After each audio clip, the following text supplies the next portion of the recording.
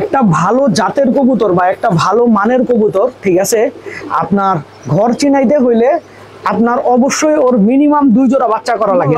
আমি জাস্ট এইটা অবলম্বন করে আপনারা দেখেন এই কবুতরটাকে এখন রেগুলার উড়াইতেছি। হ্যাঁ, আসসালামু আলাইকুম দর্শকবৃন্দ, কি অবস্থা সবার, কেমন আছেন আপনারা? আপনাদের সবাইকে আমাদের নতুন একটা ভিডিওতে স্বাগতম।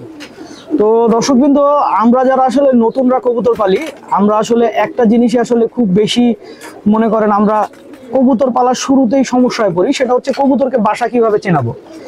তো কবুতরকে বাসা চেনানোর জন্য 2-3টা উপায় আছে। প্রথম যে উপায়টা সবচেয়ে বেশি অবলম্বন হয় সেটা হচ্ছে এই যে পাখা কেটে, কবুতরের পাখা কেটে রাখতে হবে। ঠিক আছে, পাখা কেটে এমন ভাবে পাখা কাটতে হবে যেন কবুতরটা তার খাঁচায় ঢুকতে পারে। তো যাই হোক, কবুতরটাকে পাখা কেটে ঘরের মধ্যে ছাড়তে হবে। ছাড়ার পরে আপনার মনে করেন ও রেগুলার অ্যাক্টিভিটিস করবে, খাওয়া দাওয়া করবে, ঠিক আছে, বাইরে যাবে, ওর ঘরে ঢুকবে, এরকম রেগুলার অ্যাক্টিভিটিস ওর পাখা কেটেই হবে।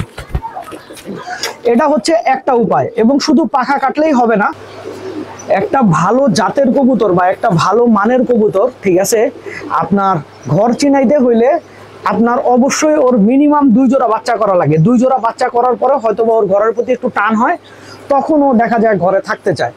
আর যদি মনে করেন বাচ্চা না করেন, তাহলে ঘরের প্রতি অনেক সময় টান হয়, অনেক সময় হয় না, ওরা ওদের নিজেদের পুরনো বাসায় চলে যাওয়ার চেষ্টা করে।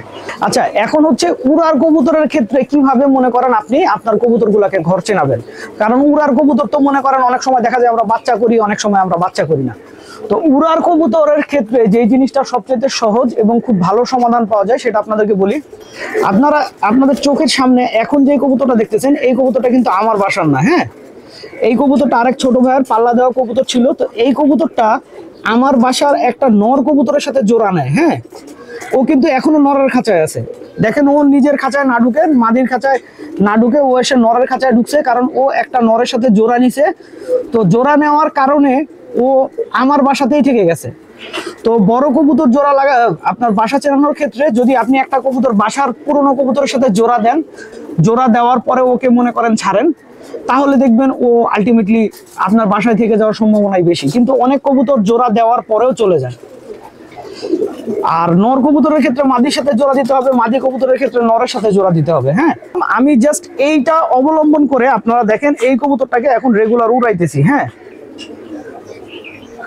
ওকে আসলে আমি প্রথম দিন ছুটে গেছিল, তো ছুটে যাওয়ার পরে আমি একটু চিন্তায় পড়ে যাই যে এই কবুতরটা তো আরেকজনের কবুতর, আমার বাসায় থাকবে কি থাকবে না, কি হবে। পরে দেখলাম কবুতরটা থেকে গেল।